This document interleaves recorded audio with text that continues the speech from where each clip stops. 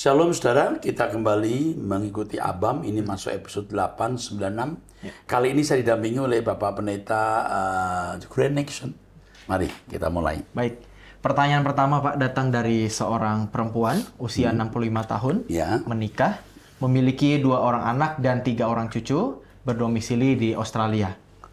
Shalom Pendeta Dr. Erastus yang terkasih dan tim, izinkan saya sebagai wanita bertanya beberapa hal.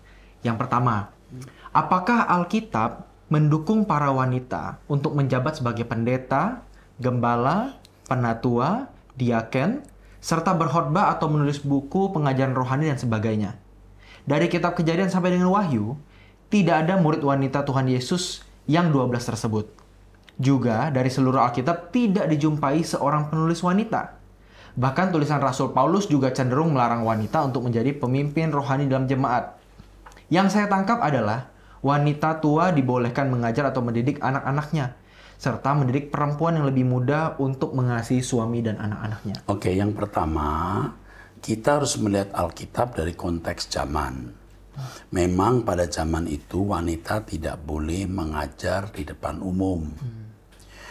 Dan memang tidak ada satupun murid Yesus yang wanita, karena memang di masyarakat Yahudi pada zaman Yesus, wanita tidak boleh tampil depan umum dan mengajar. Ya. Tetapi Yesus dilayani oleh wanita-wanita, didukung pelayanannya. Jadi untuk konteks zaman kita, tentu tidak menjadi masalah. Ya. Alkitab mengatakan baik pria maupun wanita, baik laki-laki maupun perempuan, sama-sama mendapat hak untuk mewarisi kerajaan surga. Itu tulisan Paulus.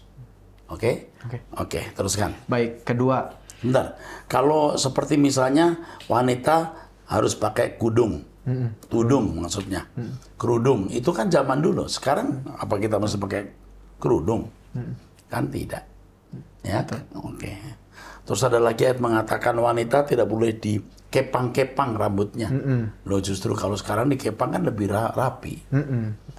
Nah, ini harus melihat konteks zamannya. Oke, teruskan. Baik, selanjutnya, saat ini begitu banyak wanita tampil di mimbar. Dan sebagian dari mereka juga tampil dengan menebar pesona kecantikan atau keindahan tubuh jasmani mereka. Wanita muslim yang tadinya berjilbab, setelah Kristen melepas jilbab dan mengenakan dandanan pakaian yang sensual. Apa pengajaran Bapak Pendeta Erastus untuk masalah ini? Tentu wanita siapapun, apalagi orang Kristen, tidak boleh menebar pesona dan mempertontonkan keindahan tubuhnya. Nah, usaha agama Kristen, agama lain juga tidak boleh, apalagi kekristenan. Alkitab mengatakan wanita-wanita harus santun. Itu kata Alkitab. Jelas maksudnya harus pakai pakaian yang santun. Nah, kalau ada wanita yang tampil di mimbar dengan menebar pesona keindahan tubuh jasmani, ya tentu tidak semua wanita begitu. Tentu kita tidak boleh kemudian mengatakan wanita tidak boleh tampil di mimbar. Yang tidak boleh itu kalau wanita tampil dengan pakaian yang tidak senonoh. Nah, perlu saya tambahkan bahwa sistem pendidikan pada zaman Yesus, zaman Paulus itu seperti hari ini ya. Kalau di tetangga kita, ya, kalau tetangga kita, pesantren-pesantren itu semua pimpinannya laki-laki, bukan? Zaman dulu orang Yahudi juga pemimpin-pemimpin dari kelompok-kelompok komunitas Yahudi itu semua laki-laki.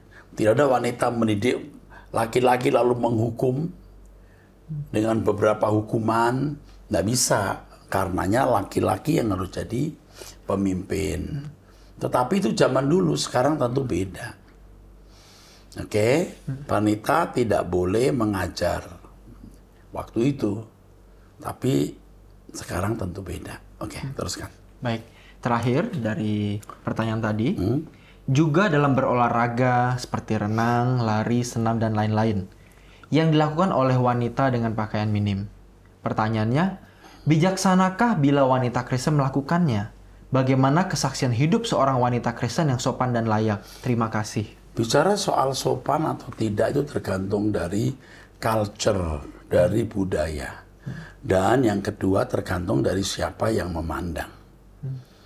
Pria melihat seorang wanita yang hanya kelihatan matanya, kalau bayangannya di kepalanya jorok-jorok saja. Tapi tentu saya mengatakan ini bukan setuju wanita pakai pakaian sembarangan.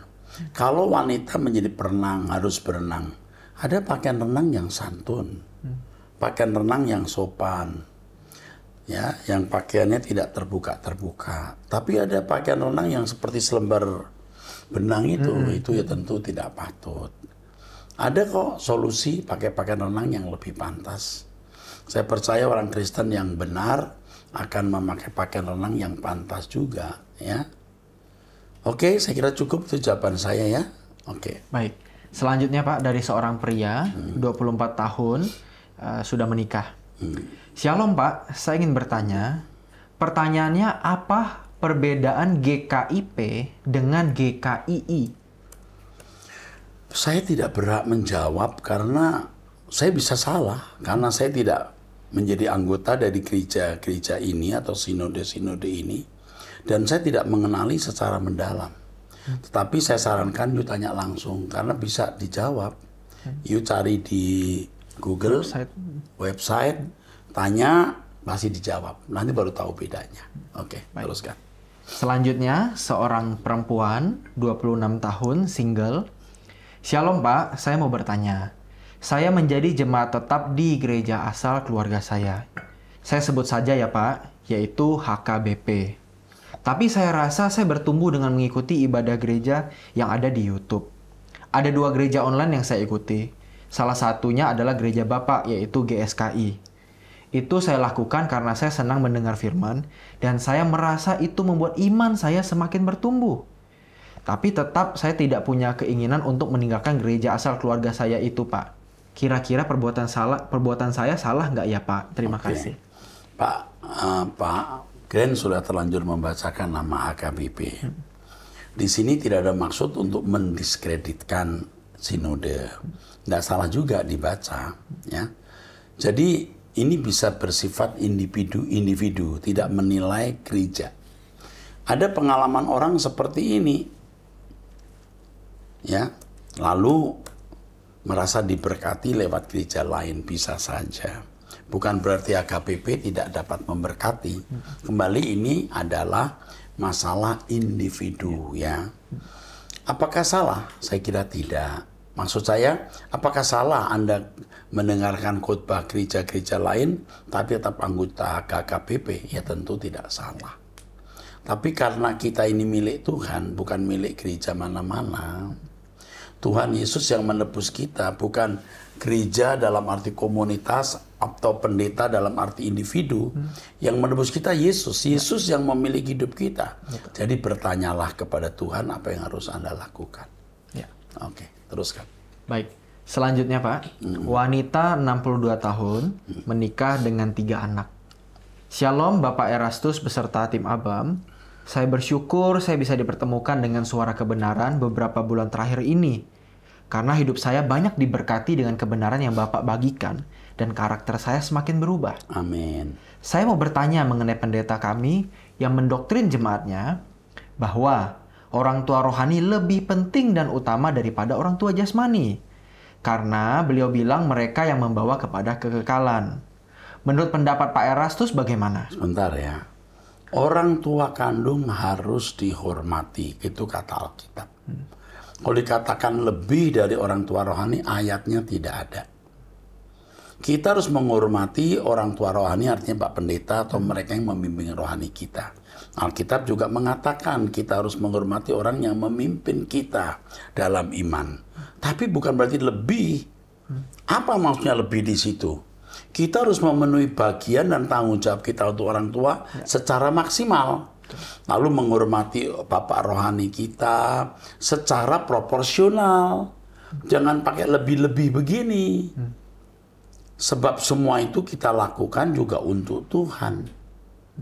Saya khawatir ya, orang-orang demi misalnya membantu gereja sampai orang tua ditelantarkan. Itu malah tidak benar. Ya.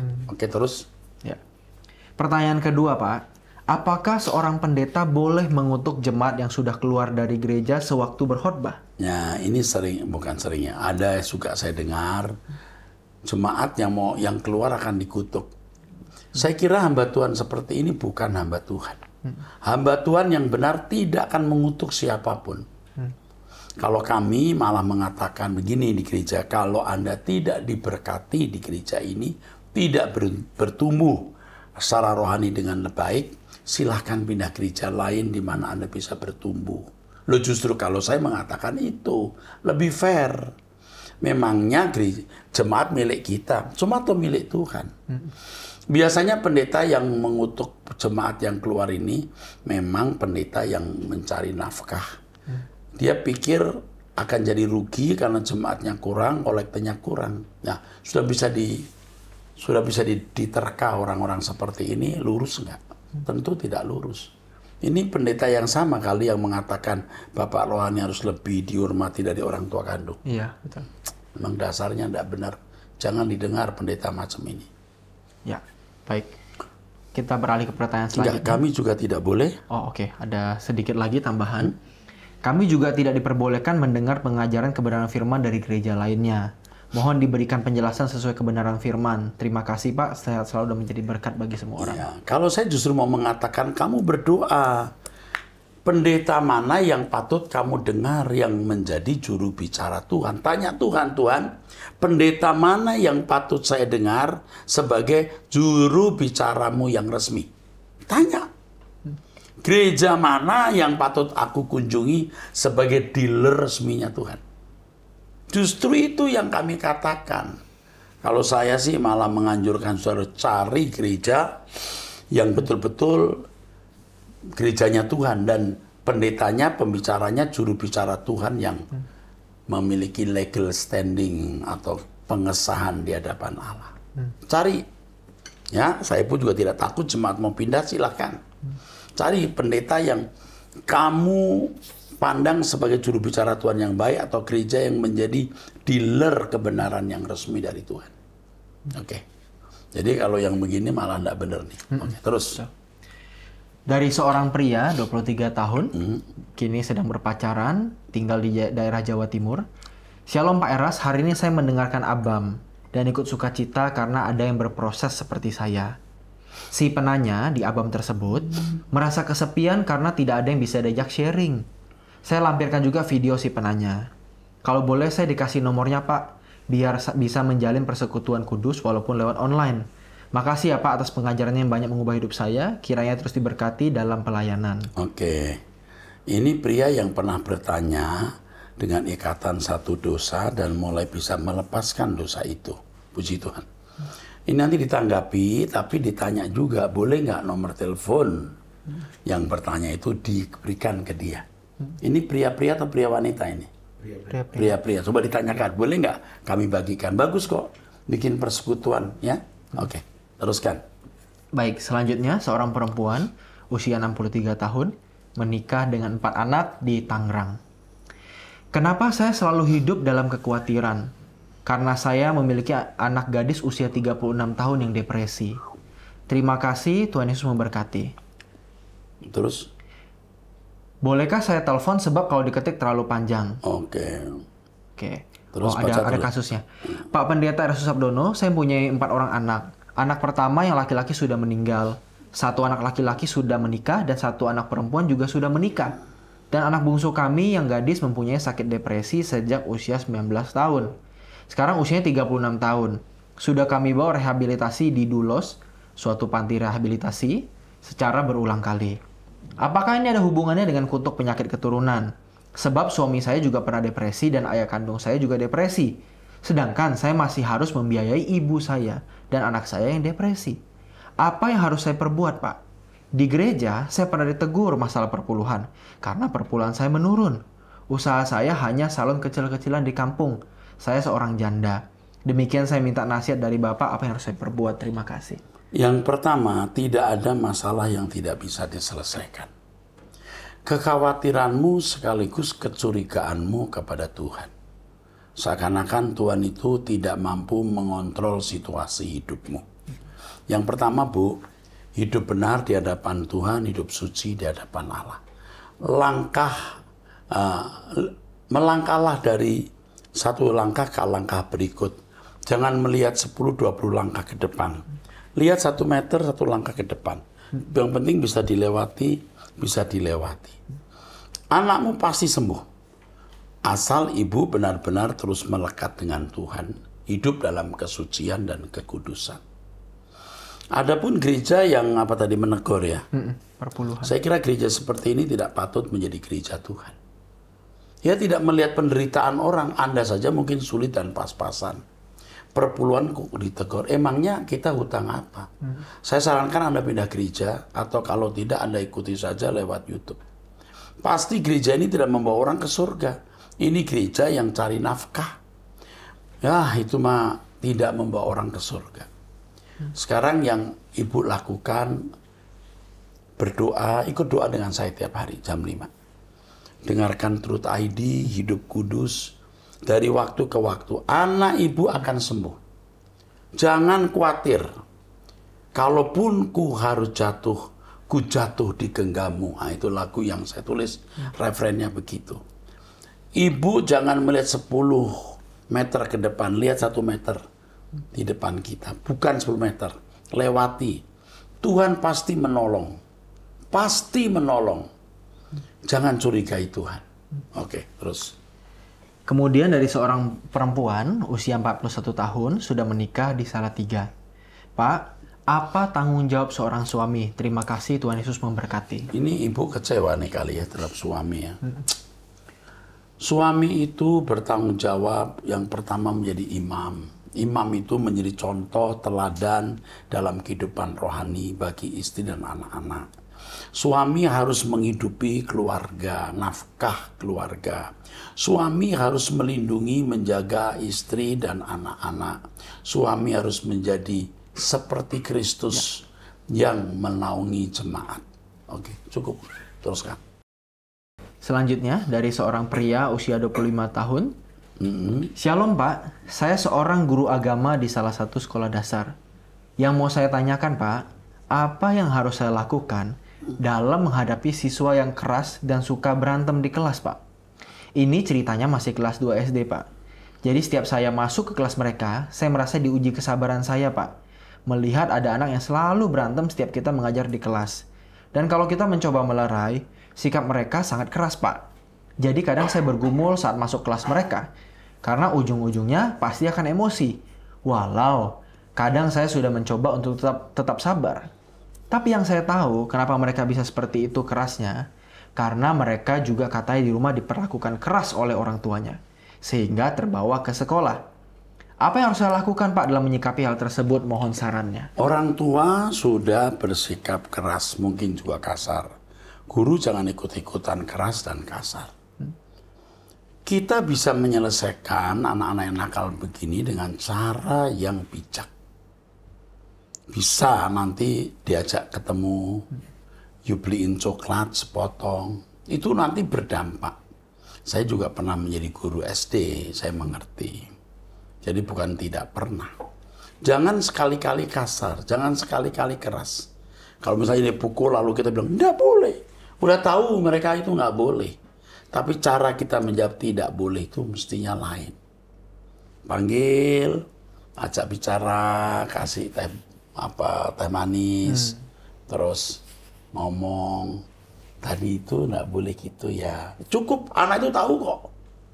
Makin dilarang orang seperti itu makin akan menunjukkan pemberontakannya. Jadi konyol.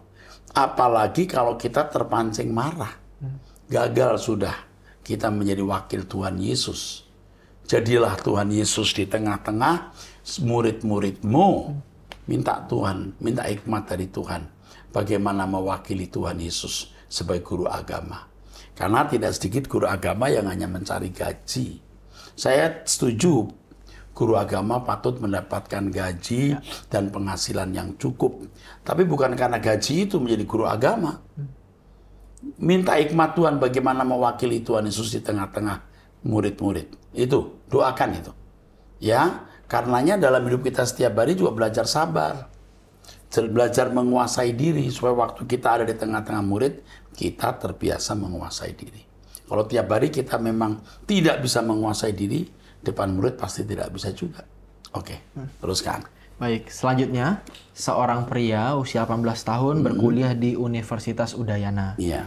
Selamat malam Pak Erastus dan jajarannya. Saya sering mendengarkan khotbah melalui live streaming.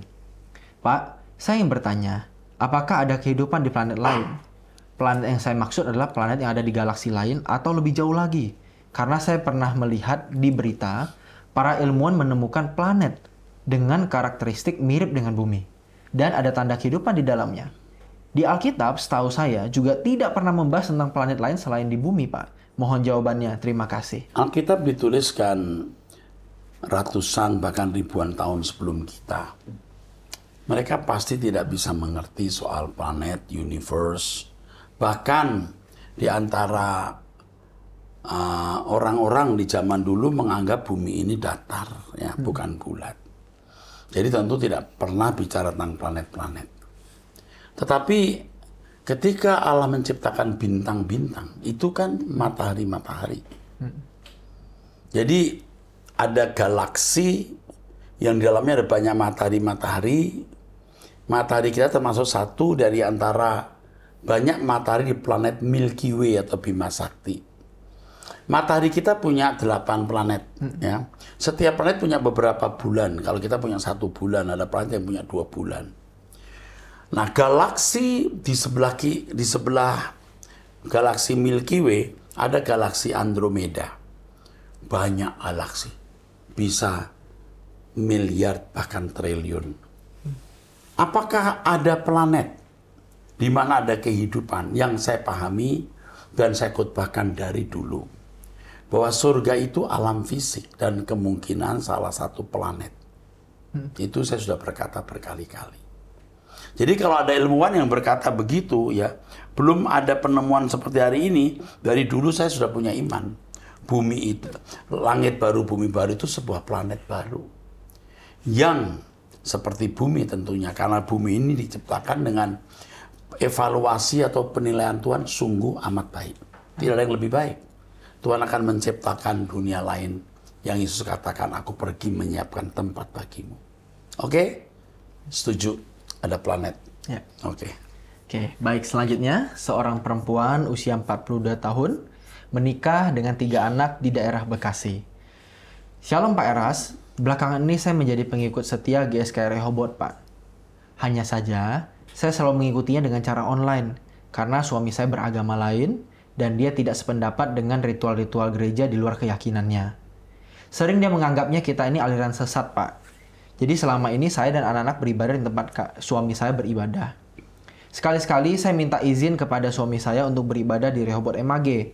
Ya, itu pun penuh dengan drama dulu baru dia mengizinkan. Benar, dia bukan agama lain. Dia aliran lain. Oh ya, beraliran lain tapi masih juga dalam Kristen. Iya, oke. Terus? Saya merasa terberkati dengan khotbah Pak Eras serta dengan lagu-lagu pujian penyembahan yang sering Bapak bawakan. Di tengah badai kehidupan, saya banyak dikuatkan dan diubahkan cara berpikir saya. Sehingga berangsur-angsur rasa kepahitan dan kekecewaan saya terhadap orang-orang yang saya kasihi. Serta peristiwa yang terjadi dalam kehidupan saya semakin terkikis. Saya hanya berusaha memikirkan perkara yang di atas saja dulu. Saya benci sekali Pak sama suami saya. Karena dia pelit, perhitungan, dan sebagainya. Selalu memaksa saya untuk bekerja demi meringankan bebannya. Dia selalu seperti merasa keberatan mencari nafkah sendiri dan menganggap saya hanya enak-enakan saja hidupnya. Padahal saya mengurus rumah tangga sendiri, Pak. Tanpa bantuan asisten rumah tangga, saya mengurus rumah tangga sendiri, antar jemput anak sekolah, memasak, dan sebagainya. Kadang lelah sekali, Pak. Seperti tidak sanggup lagi. Belum lagi menghadapi suami yang rewel, yang selalunya maunya benar. Sampai suatu saat saya salah melangkah, Pak. Karena dia selalu meributkan saya untuk mencari uang. Saya coba-coba meminjam uang di pinjaman online untuk modal usaha. Dengan harapan saya bisa mengembalikannya. Karena saya bingung, Pak. Dia selalu memaksa saya untuk berusaha. Tapi ketika saya memberikan pengajuan untuk usaha saya, dia tidak mau membantu mengeluarkan uang untuk modal saya. Padahal bisa dibilang kami tidak kekurangan, kami cukup. Hanya memang susah sekali untuk suami saya mengeluarkan uangnya. Dia juga tidak pernah memberi saya uang bulanan untuk keperluan saya. Padahal saya sudah sering membicarakannya kalau saya butuh pegangan. Saya juga ada orang tua yang butuh bantuan saya, tapi dia sepertinya sengaja tidak memberi saya uang karena takut saya menyisihkan untuk mama saya. Dia selalu bilang dia kurang dan kurang. Kalau habis dapat berkat, dia langsung bilang ini untuk keperluan yang lain. Jarang sekali Pak dia membagi berkatnya untuk saya. Dalam 1 tahun mungkin hanya sekali atau 2 kali. Tapi ya sudah. Berkat khotbah Pak Eras, saya belajar menerima dan mengalah. Dan perlahan-lahan saya tetap mengasihi dia sebagai suami saya. Mohon bantuan doanya ya Pak, agar saya selalu dikuatkan menghadapi semua ini. Serta mohon bantuan doanya agar ada jalan keluar untuk saya melunasi pinjaman online ini, karena suami saya pasti tidak mau bertanggung jawab. Semoga Tuhan Yesus melancarkan usaha saya yang baru saya mulai ini. Terima kasih Pak Eras, Tuhan Yesus memberkati Bapak dan keluarga. Suamimu itu laki-laki yang mestinya tidak boleh menikah. Dia mestinya hidup sendiri. Dia menikah menjadikan istrinya sebagai wanita yang melahirkan anak. Seperti hewan yang harus melahirkan anak. Setelah itu memeras tenaganya untuk bekerja. Suamimu benar-benar bukan manusia yang patut disebut bapak. Tapi dia akan bertanggung jawab. Dia harus bertanggung jawab pada Tuhan. Ini pria benar-benar jahat. Tapi licik. Jahat tapi licik. Kamu bersyukur kenal suara kebenaran. Yang kamu tahu bahwa tidak ada kebahagiaan di bumi ini, hanya langit baru, bumi baru. Jadi habiskan waktumu untuk mencari Tuhan, sambil kamu usaha apa yang bisa kamu lakukan untuk mendapatkan nafkah. Jangan harapkan suamimu berubah. Ya, kamu nggak usah harapkan dia berubah. Kalau nggak berubah nanti kamu sakit, nggak usah harapkan. Apalagi sudah umur ya, dia pasti sulit berubah. Sekarang yang kamu lakukan mencari Tuhan bersama dengan saya. Nanti Tuhan akan tolong kamu, sehingga kamu akan menjadi manusia yang diberkati. Ya. Oke. Baik. Selanjutnya, seorang perempuan usia 30 tahun, single di Jakarta Barat. Selamat pagi Bapak Eras. Pertama-tama mohon maaf lancang ingin bertanya. Saya ingin bertanya, jika saya dan partner atau pacar saya, setelah dinyatakan sama-sama penderita thalassemia minor. Sebagai catatan, thalassemia minor adalah seorang dengan pembawa sifat, biasanya tidak muncul dengan gejala pada pemeriksaan darah, ditemukan HB yang sedikit di bawah normal. Thalassemia intermedia muncul pada anak yang lebih besar dan tidak membutuhkan transfusi darah rutin. Pertanyaannya, apakah kami harus tetap berpisah untuk kebaikan bersama, atau tidak bisa menikah, untuk alasan tidak egois bersangkutan dengan keturunan dalam kehidupan pernikahan? Mohon pencerahannya Pak, terima kasih. Ini masalah yang tidak mudah. Tapi saya harus mengatakan begini. Tidak ada yang mustahil bagi Tuhan. Kamu bawa dalam doa bersama, kalau memang Tuhan menghendaki kamu menikah, yang penting kamu cinta. Kamu menikah dan tidak harus mesti punya anak. Kau bisa mengurus anak-anak. Dalam perjalanan pernikahanmu, Tuhan sembuhkan, kau baru punya anak. Itu jawaban saya. Tidak ada yang mustahil bagi Tuhan. Saya kira cukup sampai di sini episode 896. Kita lanjutkan di 897 ya. Sampai jumpa, Tuhan berkati.